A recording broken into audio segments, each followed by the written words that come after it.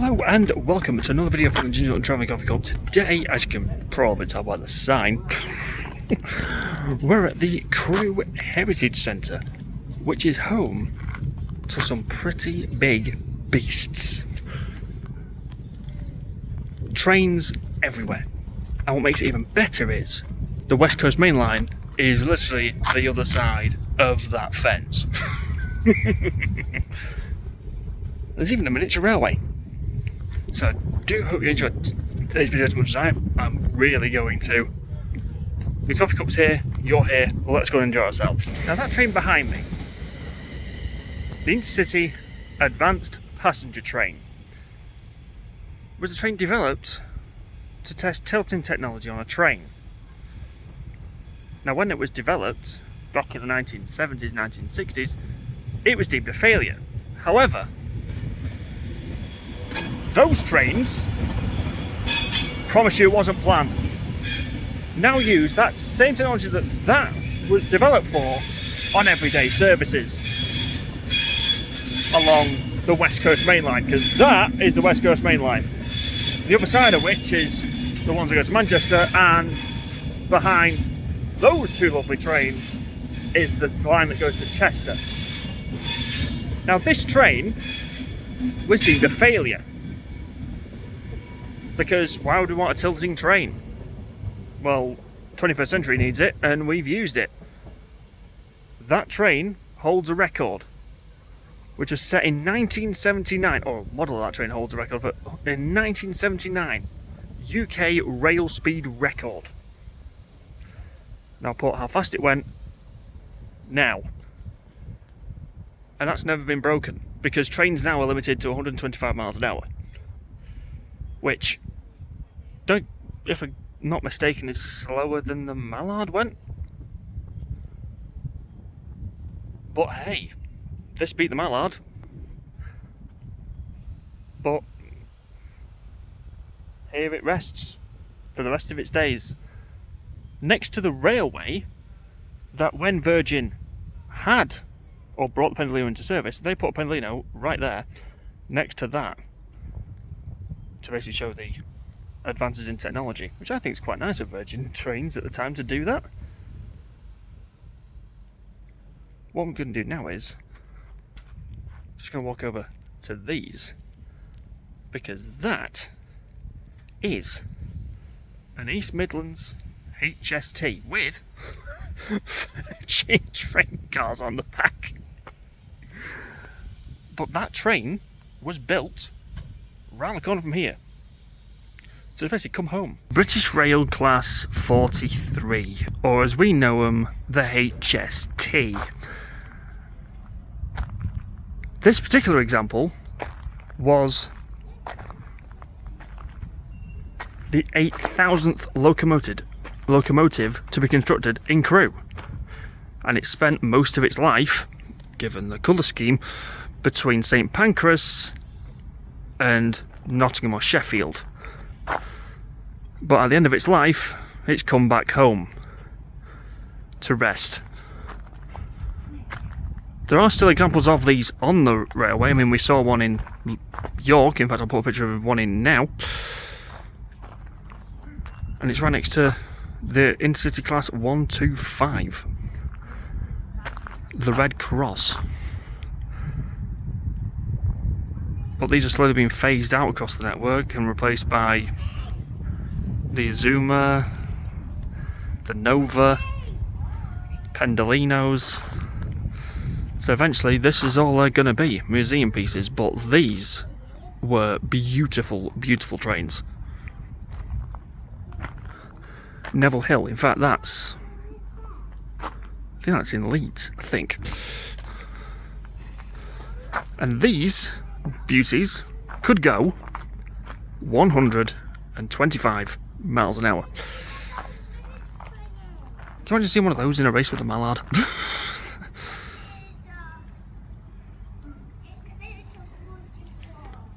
But what I find quite funny is you've got East Midlands at the front, Virgin Trains at the back.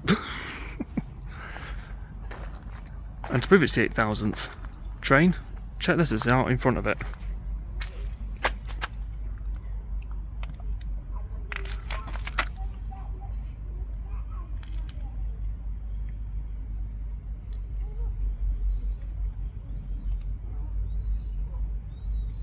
there is another example of the advanced passenger train, which was actually in Coventry but was actually rehomed here. Behind it is a mode of transport that, being from Manchester, I remember all too well. The Manchester Metrolink. 1023. Now, if you have watched the video I did at the Manchester Heritage Museum, you'll know that there was a prototype of this there. But this actually did run on the rails around Manchester. And I don't think there's many examples of a real one left. There's this one, there's one at Heaton Park, and I think the fire service in Manchester has one as well. The rest of them were scrapped. What's quite funny is I probably went on this tram and sat in most of these seats. But you know, like the one in the Heritage Museum in Manchester only allows you to go in half. This one gives you the entire tram. Now, I've sat in most of these seats, except for one. That one. But hey, I'm here, it's open, why not? I remember being sat in those seats and watching the driver move that.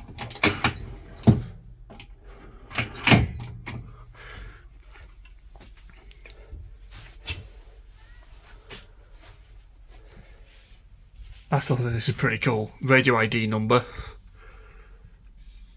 All the places it used to go. So this looks like it was mainly on the Altrincham to Bury line. GMEX. It's not called that anymore. Put it in the description put it in the comments what it's called now. Woodlands Road no longer exists. But look at the seat maquettes. You don't see this anymore. I mean yes, the new Manchester tram's better, but these are the originals. And what's really cool is, look what they've got on here. They have the tram map as it was. And, look at this. Trafford Centre bus link. Stretford. That no longer exists either. Because now, on a new tram, there's a line that goes from Pomona all the way to the Trafford Centre. We know this because we went. We've been on that line. We've not done this line yet. And there's a line that stretches over here to Manchester Airport. We need to do both of those in future videos, but I think that's pretty cool. How it's pretty much perfect. See? Queen's Road, Woodlands Road, Stockville close. And it now has, obviously because it's past 2013, it's now 2022. So yeah, Woodlands Road is gone, Queen's Road replaced it. We went to Queen's Road when we went to the Manchester Heritage Centre.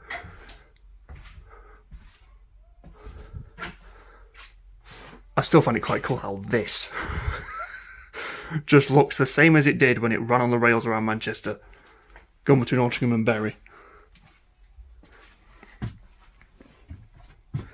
Obviously it can't exactly move anymore because the engine's out of it, because if it could and I moved that, we'd hit that train.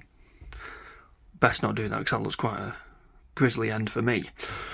I mean, I've been past this Heritage Museum several times on the train. I've always looked in and looked at the trains and gone, can we go in there?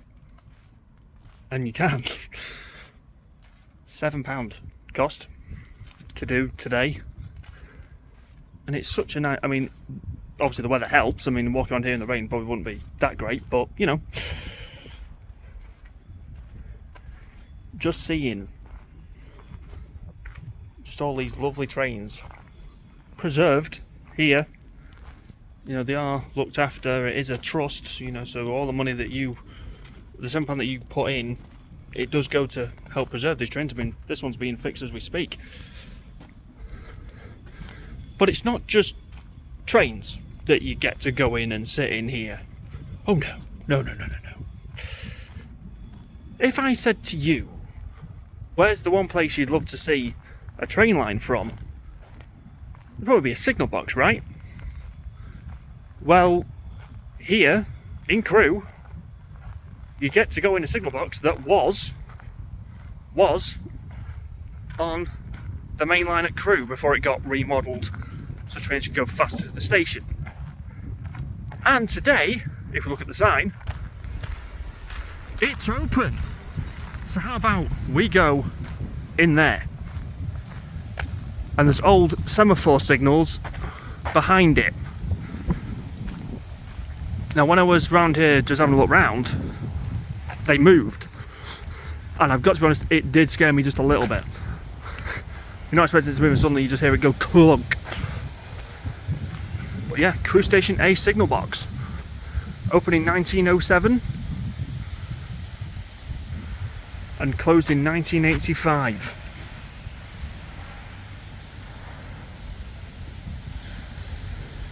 The newly built signalling centre. Yep, this is why there aren't many of these left on the rail network as a whole. Because right next to Crewe Station there's a signalling centre which basically controls all the signals in and around Crewe. But look at all these! Imagine when working here, you'd have to know what each one of these, which set of points it was. And I think one of these moves.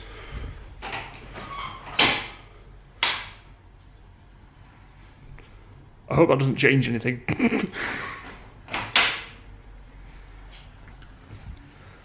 Look at this. Train on line, normal, line clear. Crewe Station. Ah, look. 13, 10, 12. And all these have numbers on them. So, as long as you knew where a train was on that map, you could direct them off this. And the view of it is incredible. Because that's the line to Chester right there. A line that you do see the occasional Avanti Voyager go down. Come on, Mr. Signalman. There's a semaphore signal. Is he going to move on for us?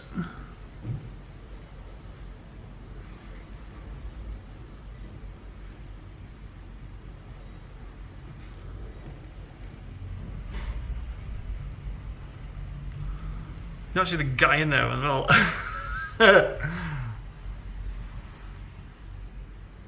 Watch this, I'll move, and he'll set it off. This heritage centre it's right next door to a main line station. Because Crewe is basically the Northwest's main station. I mean, yes, you've got Preston. But Crewe, you can go to Chester, as I've said, Manchester or Scotland. In fact, last time I went to, on the first class video that I did, I think it was last year, that's where we started. We started in Crewe. The one this year is going to be starting in Warrington. Of all the places. I looked at the Crewe prices and the Crewe was ridiculous, so we went to Warrington and the price dropped. That was nice. But it's just nice how you can get off a train at Crewe Station, walk about 15 minutes, roughly, next to a Tesco's, and you get to be surrounded by trains. I think that's pretty special. Try not to touch that. Don't know what it'll do. Probably set the points off or something. Don't want to get thrown out, do we? I mean, these are in the old of Pendolino colours. These are in the grey of Virgin. And what's quite funny is some of the Voyagers that Avanti have are still in the old Virgin colours. They've not been changed. So So whether that means they're getting rid of them or something, I don't quite know.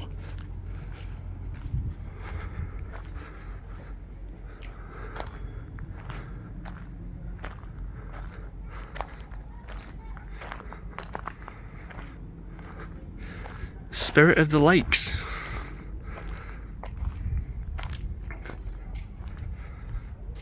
Now, one thing about direct rail service is they have their main yard is literally the other side of Crewe station, and they have an open day every so often where you can actually go round and have a look inside their yard. I missed it this year. I was gutted. I couldn't believe it. I missed it. But that is every video we've got to do. And see the lights on the front of that train, and most of the trains actually that you can move the lights off. When you put an input in, it changes the light colours. I can't show you obviously because I'm holding the camera and the camera would have to be outside now, you know. But how about we go up there and have a look at some trains leaving Crewe station.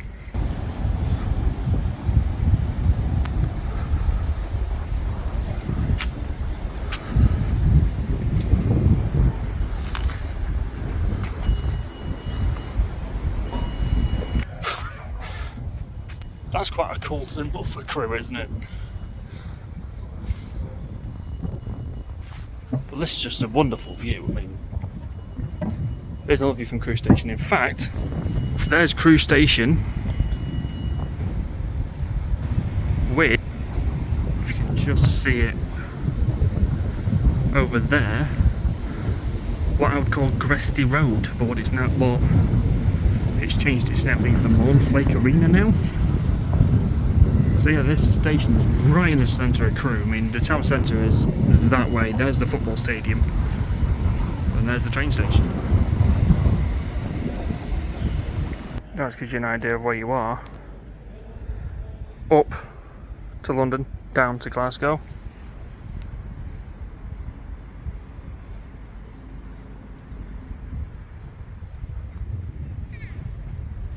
I mean, that just seems a bit weird. I mean, I know it's tradition, but like, if you're going to Glasgow, you're going up, not down. But hey, I don't make the rules, do I?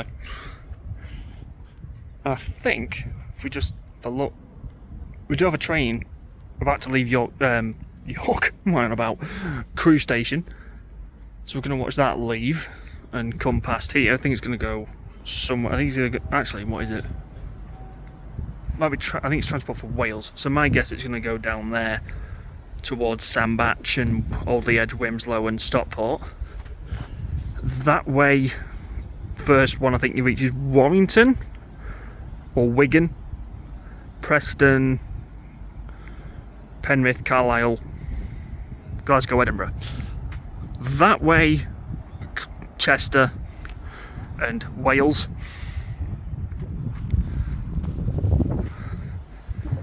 But yeah, I've come on a Sunday and it's pretty much like Stockport last weekend. It's a bit quiet.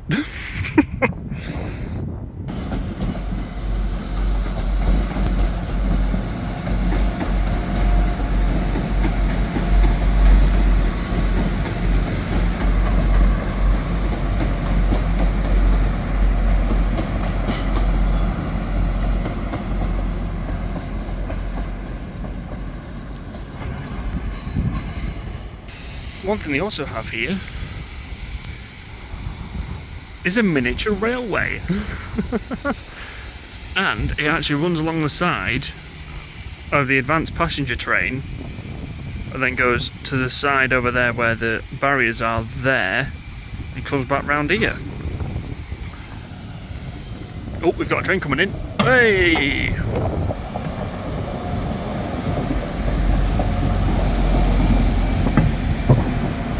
That is how close you are to the train line.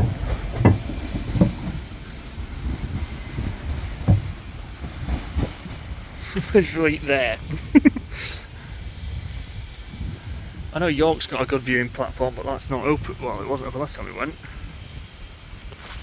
They've even cut a hole in the fence perfect for when trains are leaving and arriving to York. That's going to go to Chester, but it is a bit delayed. There's a train just over there that I don't know what it's doing. But if you look, there's lines there that don't really, well, that one looks like it don't really go anywhere. That one goes over here, I don't know where it's going, but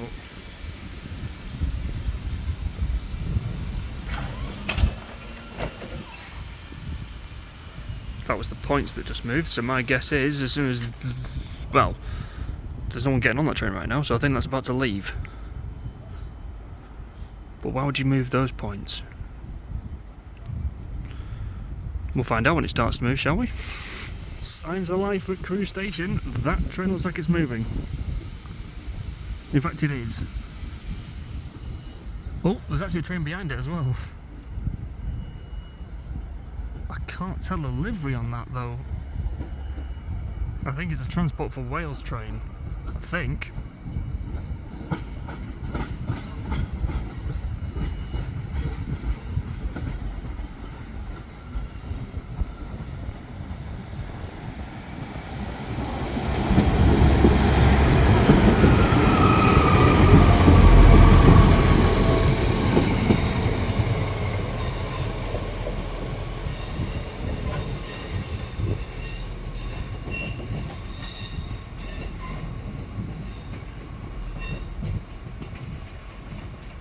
Many of those types of Transport for Wales, normally it's the ones we saw coming in and the one we saw going towards Manchester that we normally see, so that's a bit of variety.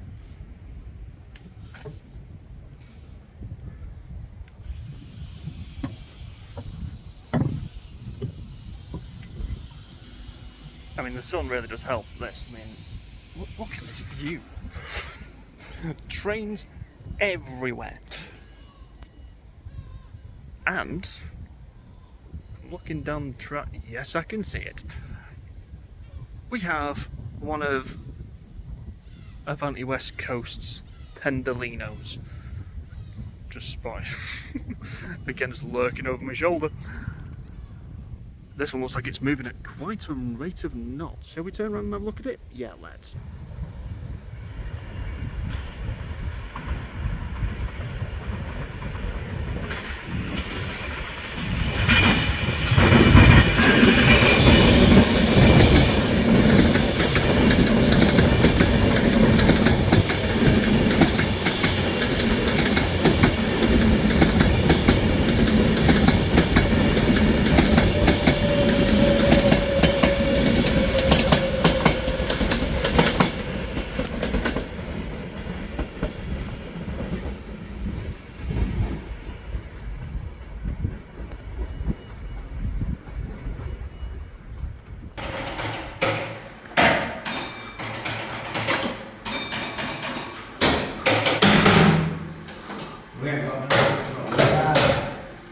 Oh no, it does. It does. Like that, over.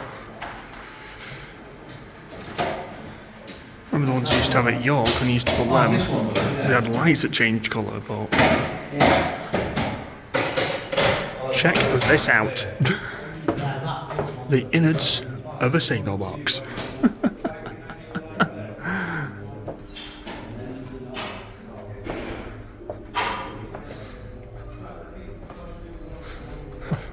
The relay room of a signal box. That's pretty cool.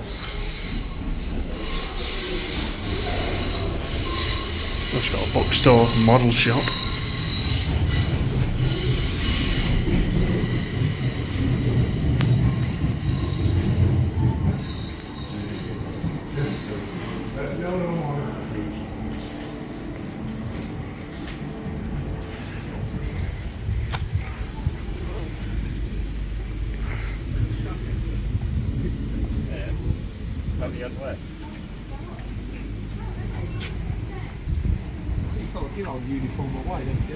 I've already sat in the cab of the Manchester Metrolink, but how about we sit in the cab of that? The Intercity 125. 125 kind of gives away how fast it went.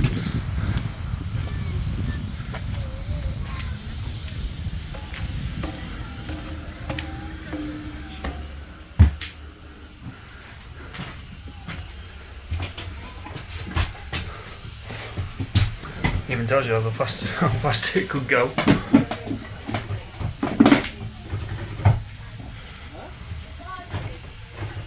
No, it's not much in there, is there? No.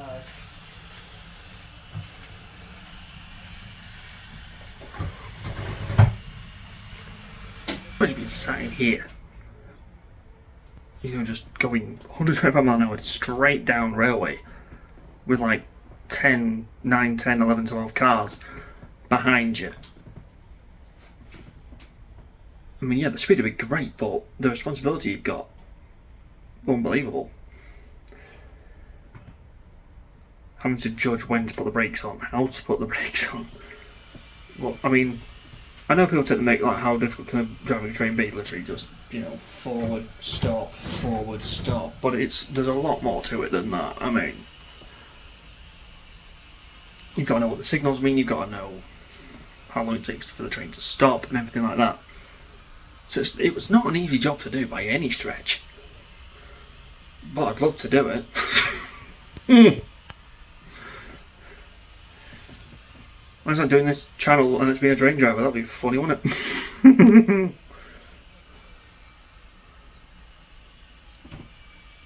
But it's just cool how, you know, you get all this for £7. Yes, I know the National Railway Museum in York is free, and you get to look round the trains and sit in some of them and everything like that, but you'd love to stand on the footplate in Mallard, wouldn't you? Or the Flying Scotsman, if and when that's retired. But I don't think you'll be able to. I think you'll just be sat in a museum like, look at me, like it is now. But like, that's why I like heritage centres like this, like the one in Manchester. You know, you get to actually go inside these things and see how they actually worked. I've actually thoroughly enjoyed my day. I mean, yes, I love my trains, I love my plane. Can you imagine, like, one day I just go somewhere and like, oh, can I sit in a 747? Yeah. By the way, speaking of a 747, the 747 that got its top half cut off is due at City Airport, Manchester, this coming Thursday. Sadly, I'm working, so I will not be able to see it come up from the south on the M60 across Barton Bridge and into City Airport, Manchester. But when it opens, I'll be there. I think the deck 747 thing that they've decided to do is amazing. And if I do get the chance to sit in one, like I'm sat in this 125 currently, it would be amazing. Shall we go and sit in that one now? I'm loving it. Honestly, I can't take the smell off my face, it's amazing.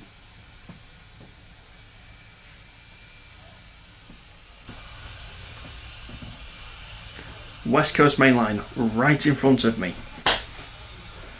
All that's missing is a train. Advanced passenger train 37003. Wonder if that was its last ever journey. Glasgow, Preston, Watford, London. Size of those wheels!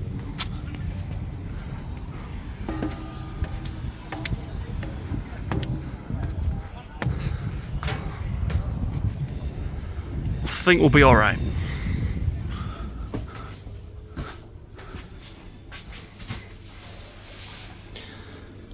Roughly the same setup as the 125 over there.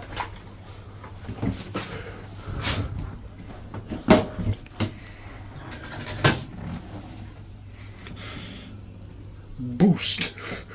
Well, they got turbocharger or something.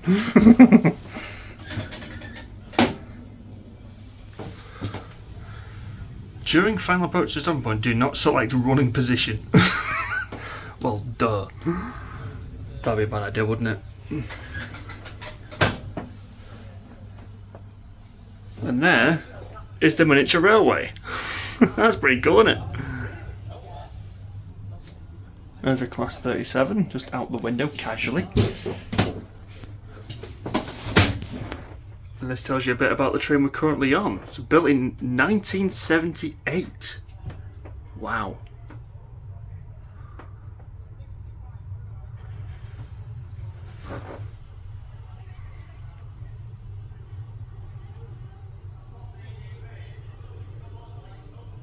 Wow, so the tilt technology that this train was developed to show off is still attached to this train, so it can still tilt if it was ever able to move again, which probably won't.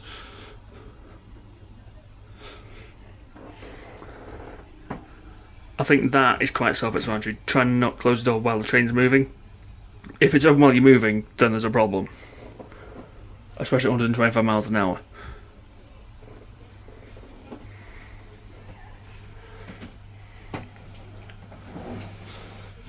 I just love the idea of just being sat in the driver's cabin of a train. I mean, it's not something you get to do every day, is it? I mean, like I did with the Manchester Metrolink one that I took a picture inside of and I'll put that in now.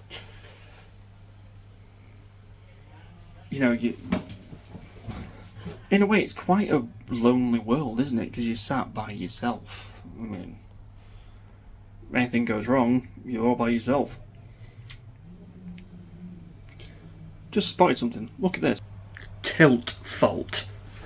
I wonder if the Pendolino has that. I wonder what would be classed as a tilt fault, like if it couldn't tilt or it tilted too much or anything like that. Panograph. So pan down, which it currently is. Pan up. Overhead line. Passenger alarm override. So that's the passenger alarm. That's the override. Fault, auxiliary power supply. I'm guessing. It just says auxiliary supply. Miles per hour, 150. I don't think so. Fire alarm test. Don't want to be doing that when you're going 125 miles an hour. Just look at all these buttons. You just wonder, like, what did they used to do? These used to be sun visors of some description. Can they come down? No, and I'm not going to try and bring it because I'll probably break it and have to pay for a new one. So behind the driving car, it has it how it would have been set out when you got on. So, I mean, look at this tartan print here. This looks amazing. Buffet car and guards compartment. Let's go down here, shall we?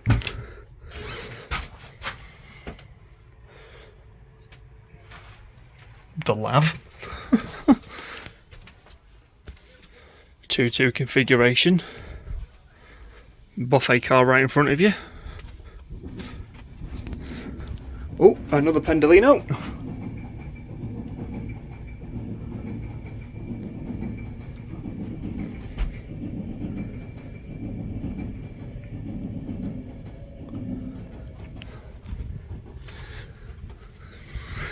I find this quite cool how they got it all set up as it was. 12th of December 1984. I wasn't even born. Lamb's Rum, Grouse, Jack Daniels, obviously, Pepsi, Sprite, Fanta. Got Coke down there, Guinness. That's what you love to drink. Cigarettes. You won't see them sold on the train anymore. I'm telling you that now. If you want coffee, please keep out this area, obviously, because it's staff only. This is a bit narrow. It's not as narrow in a Pendolino now anymore, is it? This is a different configuration, so you got 2-2-1 for configuration. Different tartan, loving it. Overhead bins, like a commercial aircraft, really, aren't they?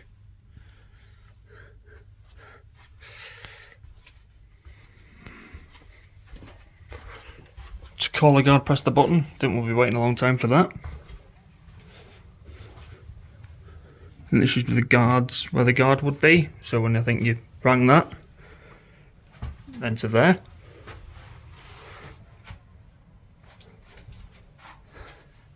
Now this is normally something you see as well. Glasgow at that end, London at that end.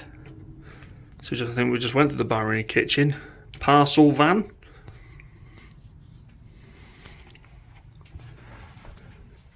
I find it brilliant. I mean, the fact you can just walk through and sit in these seats. I mean, imagine getting on a train now and seeing that seat maquette. You'd be like, what on earth have I stepped into here? but it is so cool. Actually, we can go further along down it. You can't actually walk the full length as I've just shown you because of the high voltage thing there, but I think you can get off just to the other side and walk down. So we're going to have a look, shall we? The scale of the thing. I mean, there's one end. That's where we just got off.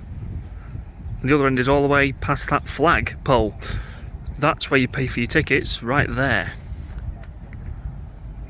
Set of wheels off a train. Miniature railways there. There's the barriers that I showed you before.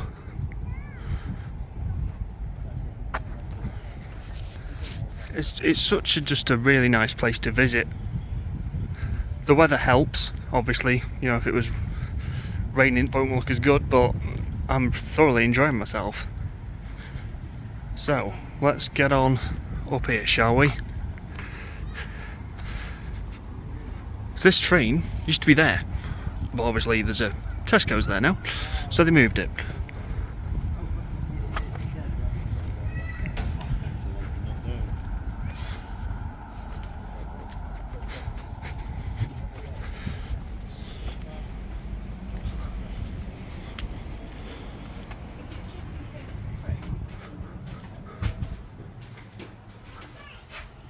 That's basically how they were built, out of aluminium. There's a large scale model of it.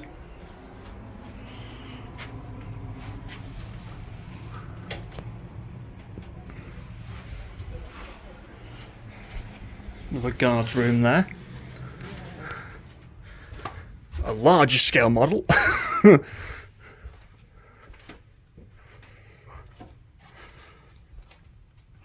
LNER have started to put more of their trains in this colour scheme. I think we need to go and have a look at that. I think that would be a really nice thing to go and have a look at.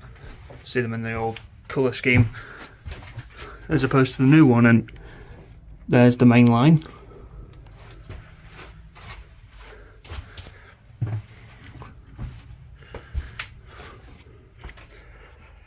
The shape of things to come. Intercity APT.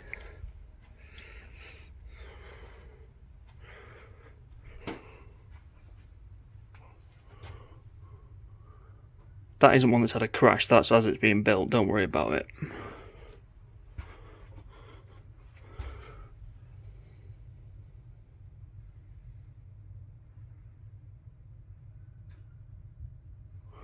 That is a shame. The set used is the one now on display, so this current set we're in is the one that's been used. The other power car which you've seen next to the Metrolink is also here. The test coach, that is a shame that they demolished the test coach, man. Average speed, 108.4, 94.7, 105.4. That's the number of a radio station in Manchester. 104.6, 104.8. So the average speed from London to Glasgow was 103.46 miles an hour. That is amazing. Look at this. Temporary speed restrictions. Cost of minutes. Less than a minute, half a minute. Total cost, 11.6 minutes.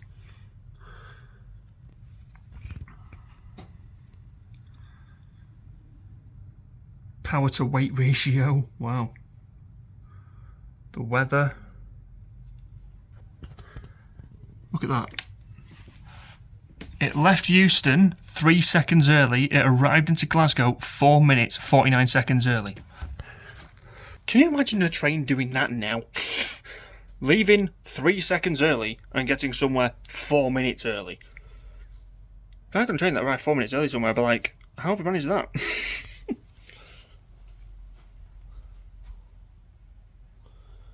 This train that's the one we're actually stood in now. So during the 1990s, the train was moved to make space for the new supermarket development, which is that supermarket there. So Tesco's wanted to build, so they moved the train here. It's nice, isn't it? That looks like, it probably isn't, but it looks like the settled car. In fact, no, that looks like it's on its way from Lancaster. So I do know there's a part of Lancaster where it tilts and goes around a corner. Doesn't have where it is, but lovely picture.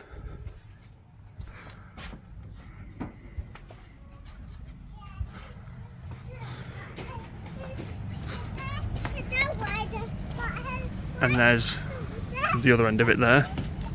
And there's Tesco's. Is the indoor bit of the Heritage Centre. I mean, even though it is small in comparison to York, it is still nice just to walk around and have a look.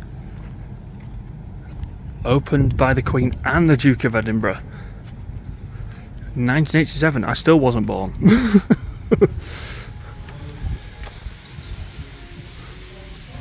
Look at the size of that beauty.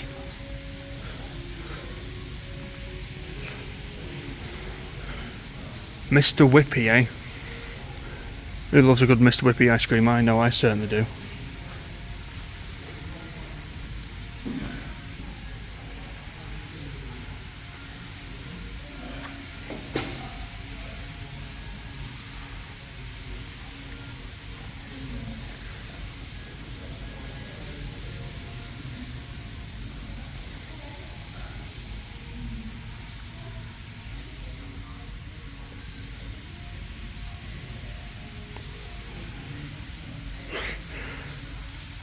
Screen vans that we all buy ice cream for started in Crewe, especially the Whitby Morrison ones. So if you ever buy an ice cream from an ice cream van and it has Whitby Morrison on it, it was built in Crewe. Certain, especially in the north, we've had so many things built up here. I mean, Doncaster built LNER. Crewe built most of the trains we see here. It just seems that the north just built things. That's what we were good at. But now, a bit like when we went to Coventry. Coventry used to build cars, taxis, everything. F1 cars.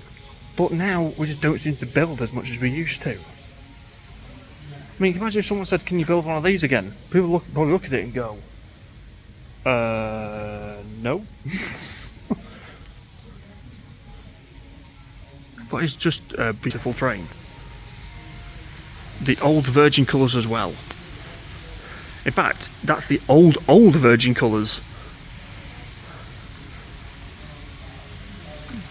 Game of drafts and a game of chess.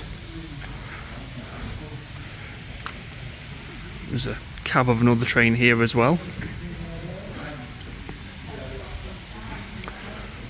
But if there's one thing that's here that I do have one, but mine's not currently set up, it's a miniature railway.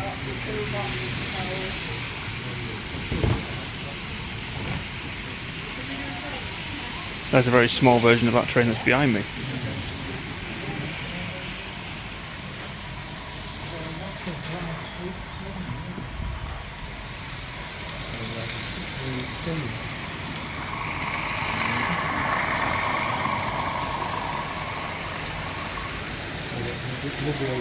There's one of the old intercity trains, that one's not moving currently. So later when we catch the light, we just walk back. They've actually got. Yeah, the back one, they did make them very...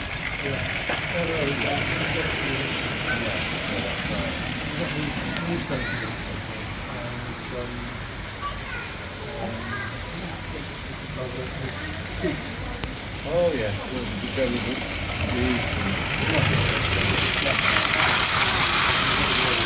That will just about do it for today's video here at the Crewe Heritage Centre. I do hope you enjoyed as much as I certainly did.